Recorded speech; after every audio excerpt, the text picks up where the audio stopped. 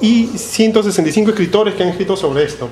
Yo recuerdo que en el año 86 apareció una de las primeras novelas sobre la guerra interna. Él escribió Samuel Cabero Galini, ¿no es cierto? El Rincón de los Muertos. Sí. Por ejemplo, Cabero fue un ex militar, él perteneció a la FAP, ¿no? Aparece en uno de tus libros también su versión, digamos, de la guerra interna y un poco que es un poco sarcástico con la violencia, ¿no? ¿Qué opinas tú sobre ese tipo de escritores? O sea, hay un tipo de escritor, digamos, que no encaja dentro de los, digamos, los opuestos, ¿no? La dicotomía, andinos, criollos, ¿no? Escritores que están intermedios o que han sido militares. En internet hay un escritor, un policía que está poniendo su novela sobre la guerra interna, digamos, que también es válido, ¿no es cierto? ¿Tú qué opinión tienes sobre este tipo de escritores? Bueno, que demuestra que, bueno, a la crítica literaria nos gusta poner a la gente, a los escritores en grupos, pues es más fácil decir andinos y criollos. Pero cuando tratas de definir andino, criollo o cuando, ¿no? Hay excepciones de que realmente demuestra la debilidad de las categorías.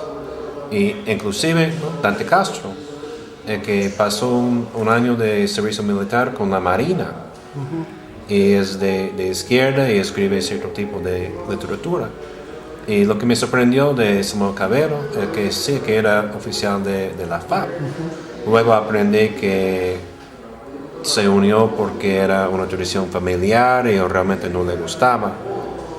Entonces puedes tener, ¿no? Militares o ex-militares que están de la izquierda o de la derecha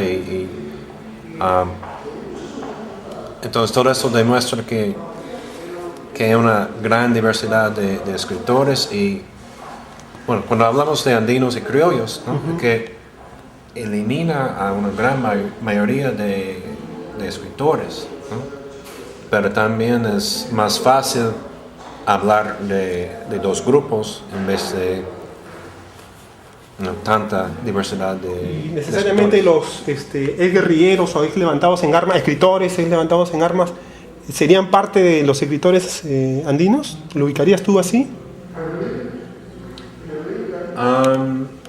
En general, bastantes sí son andinos.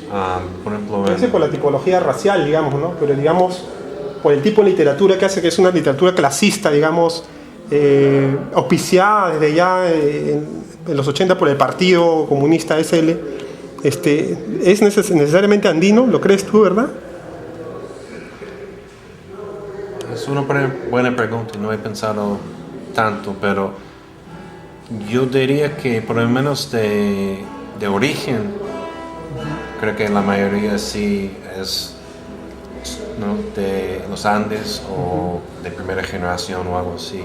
Por ejemplo, del grupo Nueva Crónica, de Camino de Arabamba y también de la colección de cuentos Golpes de Viento.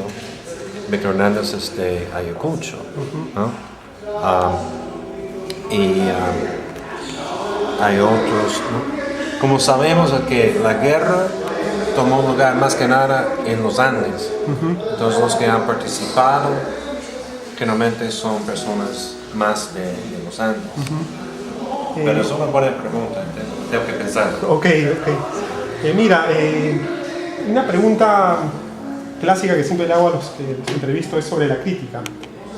Obviamente, en el caso de la violencia política, de los que escriben sobre la violencia política o de la violencia política, no tiene mucha apertura en los medios oficiales de comunicación, ¿no? Llámese prensa, radio, televisión, menos. Y en los periódicos, bueno, El Comercio, La República, Caretas, imagino que no te han abierto las puertas, no he leído ninguna entrevista, por cierto. Y hay un tipo de crítica, digamos, que intenta ser mediadora, o que está en intermedio de estos medios oficiales, con sus críticos oficiales, y ellos, digamos, que también tienen una visión de la literatura de la guerra interna, pero que, digamos, no es correcta, es sesgada.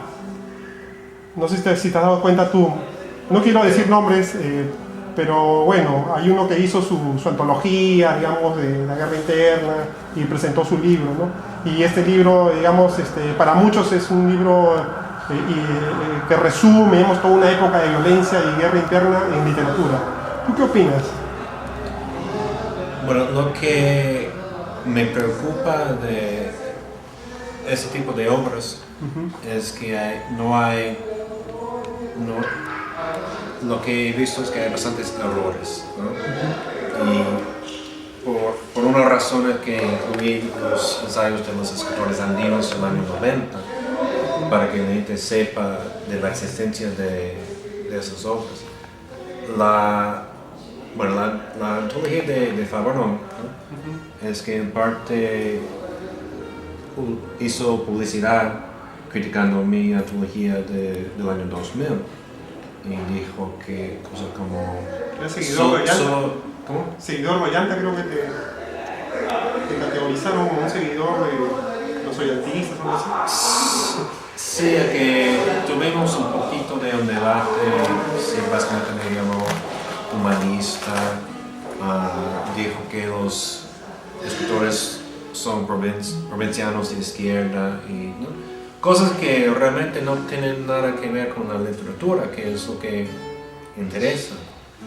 Pero por ejemplo en esa antología confunde dos cuentos, un cuento de Dante Castro, un cuento de Jaime Pantigoso, y como Ricardo González Vigil y Roberto Reyes Tarazona han mostrado la inclusión de Miguel Gutiérrez y de Hildebrando Pérez Blanca no tiene nada que ver con la lucha hermana de Sendero Luminoso, son anteriores.